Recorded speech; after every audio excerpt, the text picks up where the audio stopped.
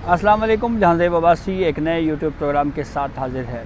इस वीडियो में 2-3 ख़बरें हैं जिसके ऊपर बात करेंगे। एक तो खैबर पख्तूनख्वा और बिलखसूस कुरम की जो इस वक्त की सूरत हाल है, ये ख़ासा अहम मामला है, इसके ऊपर बात करेंगे। खैबर पख्तूनख्वा की 2 अज़ला की अदालतें हैं जो 3 माह तक बंद रहीं, उसके ऊपर एक फ़ैसला सामने आया है। ये भी अहम मामला है, इस पर बात करेंगे। और फिर इसके अलावा एक ख़बर मुज़ाकरात जो पाकिस्तान तहरीक इंसाफ और हुकूमत के दरमियान जो मुज़ाकराती अमल चल रहा है, इस मामले के ऊपर जो 45 लापता अफराद के हवाले से पाकिस्तान तहरीक इंसाफ का क्लेम है, इसके ऊपर जब मुज़ाकराती कमेटी ने हुकूमती साइड से कुछ सवालात किए तो इस पर पाकिस्तान तहरीक इंसाफ की मुज़ाकराती टीम जो है वो क्यों बेबस दिखाई दी। फिर एक ख़बर ये भी है कि सुप्रीम कोर्ट ऑफ पाकिस्तान के 3 जजेस के हवाले से एक केस है, वो एक आइनी बेंच के रुकन हैं, उनके सामने समाअत के लिए मुकर्रर हुआ है। वो भी खासा अहम मामला रहा है। गो के मेरे ख्याल में वो केस अब गैर मौसर हो चुका है, लेकिन बहरहाल इसके ऊपर पहले बहुत ज़्यादा डिस्कशन चलती रही है और अब इसके ऊपर जो है वो अब रूल्स तो बहरहाल अब बन गए हैं जुडिशल कमीशन के, तो ये भी खासा अहम मामला है। तो ये 2-3 छोटी-छोटी ख़बरें हैं जिसके ऊपर डिस्कशन करेंगे।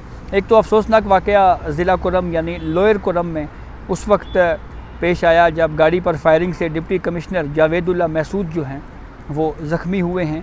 ज़िले इंतज़ामिया के मुताबिक लोअर कुरम के इलाके बगन में ज़िले इंतज़ामिया की गाड़ी पर फायरिंग की गई, जिसके नतीजे में डिप्टी कमिश्नर जावेदुल्ला महसूद जो हैं वो ज़ख्मी हुए हैं। ज़िला इंतज़ामिया का कहना है कि ज़ख्मी डिप्टी कमिश्नर को अस्पताल मुंतकिल किया गया, ताहम फिर उसके बाद अब ख़बर ये भी आ रही है कि उनको हेली के ज़रिए जो है वो पेशावर मुंतकिल किया जा रहा है। जो तर्जुमान हैं खैबर पख्तूनख्वा हुकूमत के, उनकी जानिब से तो कहा जा रहा है कि अब उनकी काफ़ी बेहतर हैं, यानी वो ख़तरे से बाहर हैं। और ये RPO कोहाट ने इस बात की तस्दीक की है कि डिप्टी कमिश्नर कुरम जो हैं वो ज़ख्मी हुए हैं और फायरिंग जो है वो फ्रीकैन ने नहीं की, नामालूम अफराद की जानिब से फायरिंग की गई है। ये जियो न्यूज़ इसको कोट कर रहा है RPO कोहाट को। और मुशीर इत्तलात खैबर पख्तूनख्वा बैरिस्टर सैफ का कहना है जी कि CMH टल में जावेदुल्ला महसूद के साथ मौजूद हैं, वो ख़तरे से बाहर हैं। इस मामले के ऊपर मज़म्मत भी की गई है इस अटैक की। और चंद रोज़ कबल ही कुरम तनाज़ा पर फ्रीकैन के दरमियान अमन मुआहिदा हुआ था, जिसके तहत टल पारा चनार शाहराह को 3 माह बाद खोला जाना था, लेकिन ये अफसोसनाक वाक़या जो है वो पेश आया है। जहाँ पे ये सूरत हाल है, वहीं पे खैबर पख्तूनख्वा की जो लोअर जुडिशरी है वो भी बहुत मुश्किल हालात में वर्किंग कर रही है। 2 अक्टूबर 2024 को जनूबी वज़ीरिस्तान और टांक में अदालतें बंद कर दी गई थी और इन अदालतों को और उनके जजेस को जो कि जनूबी वज़ीरिस्तान और टांक में काम कर रहे थे, उनको DI खान काम करने के लिए कहा गया था, ट्रांसफ़र किया गया था।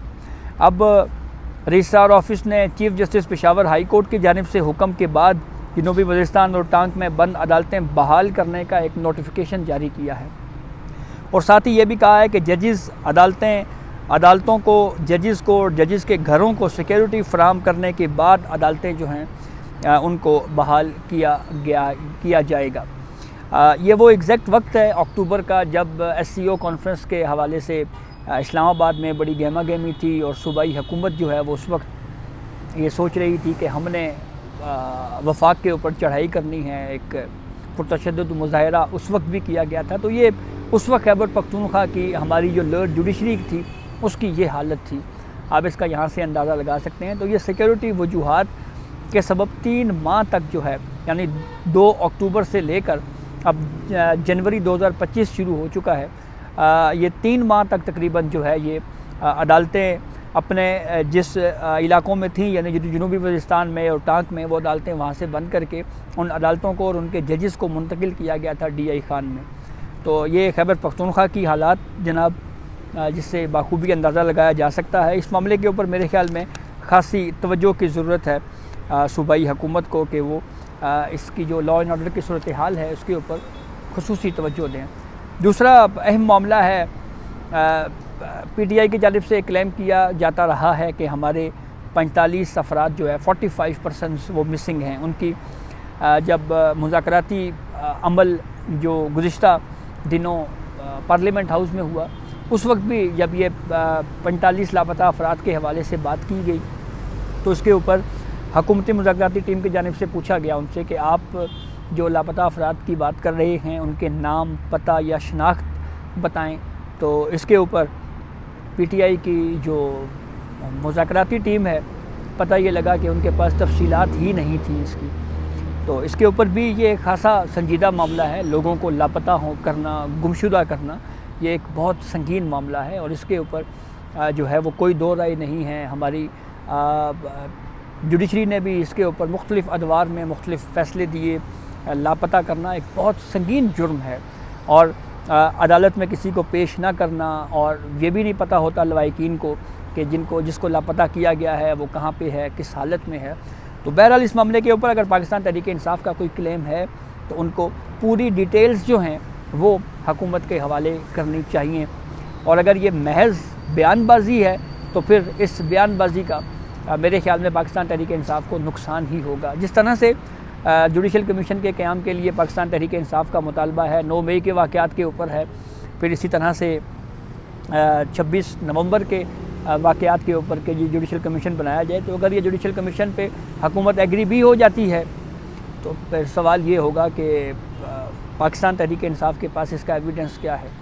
एविडेंस अगर महज अखबारी ख़बरें या वीलॉग्स निकले तो फिर मेरे ख्याल में पाकिस्तान तहरीक इंसाफ का जो केस है वो खासा इस मामले के ऊपर कमज़ोर होने का भी एक अंदेशा मौजूद है। तीसरी और आखिरी ख़बर ये है कि मरहूम जस्टिस वक़ार सेठ जो chief justice Peshawar high court थे और परवेज़ मुशर्रफ खसूसी अदालत जो मुशर्रफ के ख़िलाफ़ गद्दारी का केस सुन रही थी, उस बेंच का भी हिस्सा थे, जिसमें उन्होंने एक इख्तलाफी राय देते हुए ये कहा था कि परवेज़ मुशर्रफ अगर तिबई मौत मर जाते हैं तो उनकी लाश को डी चौक तक घसीट कर लाया जाए और डी चौक में 3 दिन तक लटका के रखा जाए। इस डाइसेंट की उनको कीमत भी अदा करनी पड़ी मरहूम chief justice Peshawar high court को। वो ये थी कि जब ये डाइसेंट आया तो पहले तो पाकिस्तान तहरीक इंसाफ के वज़रा बशमूल अटॉर्नी जनरल, लॉ मिनिस्टर जो है वो सारे प्रेस कॉन्फ्रेंस करके जो है वो एक तज़ीक अमेज़ कंपेन उनके ज़रिए से चलाई गई एक इख्तलाफी राय की बुनियाद के ऊपर, और फिर उसके बाद सज़ा ये दी गई कि उनको सुप्रीम कोर्ट में एज अ जज नहीं लाया गया। उन्होंने एक पटिशन भी फाइल की थी सुप्रीम कोर्ट में और उसमें ये कहा था कि आप जो 3 जजेस सुप्रीम कोर्ट में अपॉइंट कर रहे हैं, अमीनुद्दीन ख़ान जस्टिस जो इस वक्त आइनी बेंच के सरबराह हैं, काजी मोहम्मद अमीन, मुज़ाहिर नकवी, इनकी जो इनसे पहले जो है सीनियर मैं था और मेरा हक था। तो ये 2020 की पटिशन थी। मरहूम वक़ार सेठ जो है वो इस पटिशन को समाअत के लिए मुकर्रर होने की राह तकते तकते इस दुनिया फ़ानी से ही कूच कर गए। तो अब ये दरख्वास्त समाअत के लिए मुकर्रर हुई है। जस्टिस जमाल खान मंदोखेल साहब जो हैं वो चैम्बर में इस दरख्वास्त के ऊपर समाअत करेंगे। इसमें कराची बार एसोसिएशन की जानिब से भी एक दरख्वास्त जो है वो आई थी। इसके अलावा मरहूम जस्टिस वक़ार सेठ साहब की भी दरख्वास्त थी। तो अब मेरे ख्याल में ये दरख्वास्त गैर मौसर इसलिए हो चुकी है कि काजी अमीनुद्दीन साहब, काजी मोहम्मद अमीन अहमद साहब जो हैं ये रिटायर हो चुके हैं। मुज़ाहिर नकवी मिसकंडक्ट की बुनियाद के ऊपर जो है वो उनका जुडिशल काउंसिल में केस चला, उनको ख़त्म किया गया। ये अलग बात कि हटा दिया गया, उससे पहले वो रिज़ाइन दे के पेंशन बचाने की कोशिश की उन्होंने, लेकिन वो मूव उनकी कामयाब नहीं हुई। तो जस्टिस अमीनुद्दीन ख़ान बहरहाल आइनी बेंच के सरबराह ज़रूर हैं, लेकिन ये केस गैर मौसर इसलिए हो चुका है कि दरख्वास्त गुजार भी बेचारा दुनिया फ़ानी से कूच कर चुका है। तो मेरे ख्याल में कोई अलाइव क्वेश्चन नहीं है और ये मामला भी डिस्पोज ऑफ हो जाएगा। तो ये अब तक की अपडेट थी जिससे हमने आपको आगाह किया। बहुत शुक्रिया।